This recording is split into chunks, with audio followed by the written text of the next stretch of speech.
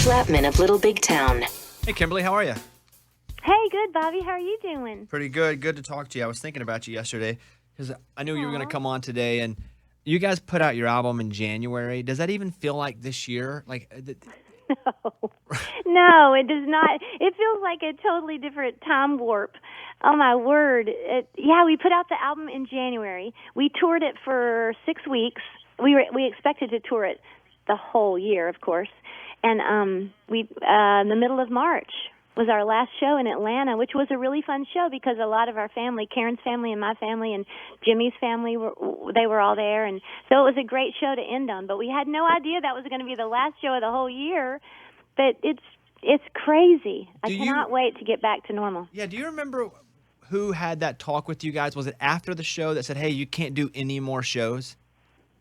No, it was actually the next weekend. My girls and I were in my car on the way to bus call, to where we meet our bus. We were heading to Detroit, and I was about halfway there in the car. It was about midnight because that's when we go to meet the buses. And one of our guys from our management company called and said, Kimberly, you should just turn around and go on back home.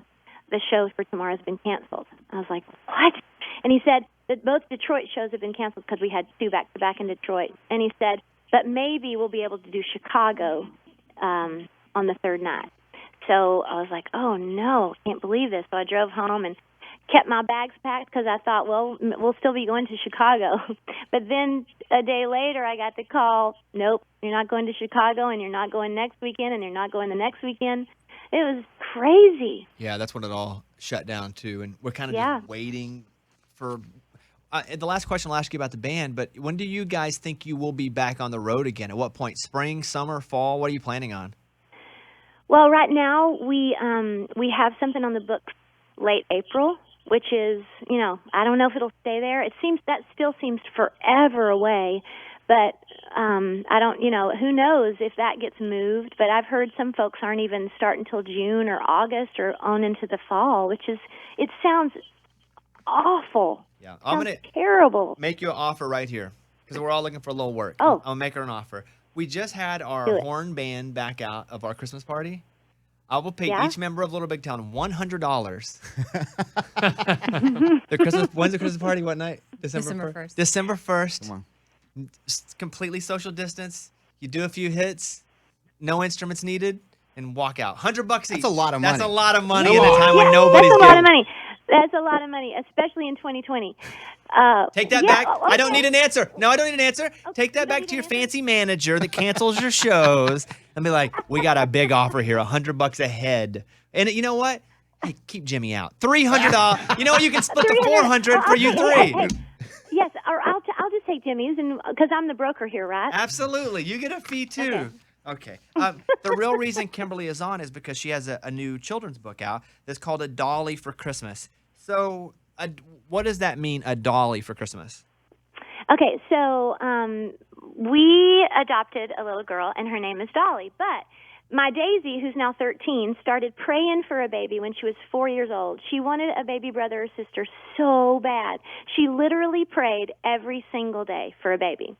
And then after about 5 years of praying, that Christmas, she decided she was going to ask Santa Claus for a baby. So she told my husband and me, I think I'm going to ask Santa for a baby this year. And, of course, we were like, oh, bless that precious child. Okay, all right, okay. So she went and sat on Santa's lap that year and said, all I really want for Christmas is a baby brother or sister. And my husband and I were standing there, and we saw Santa's face, and he was like, oh, darling, I don't know if even I can do that. And she said, sweet little Daisy said, I know, but I was thinking you could talk to God about it. So, lo and behold, just a little bit later, we got a call about a baby girl who needed a family, and that was our little Dolly. And so, hence the name of the book, A Dolly for Christmas. When you're writing a story about your family that's very personal, is it hard to take criticism to make the story better? I wrote this, I criticized myself over and over and over as I was writing this whole story out. I must have done it so many times. But I would say it could have been difficult to hear it from other people. I guess it could have been difficult because I'm the one who lived it, and if someone had told me, you can't say that, you have to say this, I might have gotten my back up a little bit. Luckily, I'm working with an incredible publisher who, they were phenomenal. They're called Little Brown Books, and they put out so many incredible books, and they gave me a lot of freedom, and I wanted to be honest because, when you tell a story like this, if you're honest, then I think that rings true and it resonates with more people. And I knew there are so many people out in the world trying to have a baby. And the reason Daisy had to pray for 5 years is because my husband and I were trying everything humanly possible to have a baby. And we had several losses along the way. Tragedy, disappointment, just, it all ended in loss. And then we decided to go down the adoption road. And then at the end, when we got little Dolly, we were like, oh, that's why we had to wait so long, because we had to wait for this baby girl. I hope you guys check this book out. It's called A Dolly for Christmas. All Daisy wants in the story is a little brother or sister, just like Kimberly's telling us here. And it is out now. You can get where do people go and get it right now? Do they order it from Amazon or where? You can do Amazon. It's at Target. It's in all your local bookstores. I love supporting the local bookstores, especially this time of year. So in Nashville, Parnassus, all the towns around the country have little bookstores, but also online, Barnes & Noble, Books A Million, Target, lots of places. I see your kids on Instagram a lot. Are they fans of Little Big Town? If so, how do you explain Wine, Beer, and Whiskey to them, that song? Yesterday, I was getting ready. I did some TV yesterday from my house, of course, and I was getting ready, getting makeup on, and Dolly's standing in front of my mirror in my bedroom going, wine, beer, whiskey. She loves that song. I don't really explain it. She loves the song, and she doesn't know what it means. She just loves singing it. And then my older daughter loves it, too. Of course, she does understand it, and she understands that, there's a little pun intended there. Well, a lot of pun intended, actually. But they've grown up. The little Daisy, I don't know how many bar shows we had to do when I had Daisy on my hip. So she's kind of used to the business and understands, some things are literal and some things aren't. 2 questions for you before we end this interview with Kimberly Schlapman from Little Big Town. Someone wants to cook a Thanksgiving turkey for the first time. They're listening right now. They're nervous about it.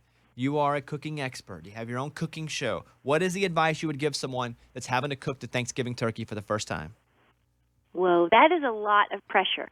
I like to inject my turkeys. I have a recipe in my cookbook, and I inject it with peach sauce, which gives it a little sweetness and a whole lot of moisture so that it's really, really tender. But I think injecting the turkey and then basting it all the way, like every 30 minutes as you're cooking it, get a baster in there, get the juice from the pan and pour it over the turkey, and do that just all day long.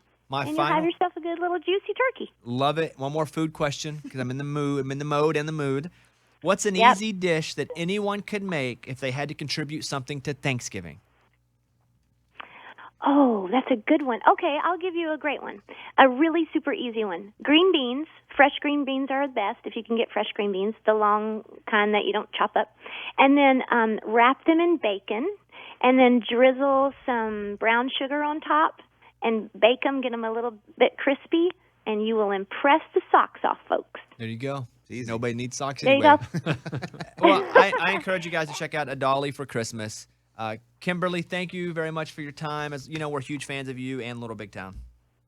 We adore y'all, and happy. The love is a-flowing over there, y'all. Yeah, congrats to everybody. It's in the water for sure. It is definitely in the water. I'm happy for y'all. Thank you, Kimberly. Good to talk to you. It's a Bye-bye. show. Bye.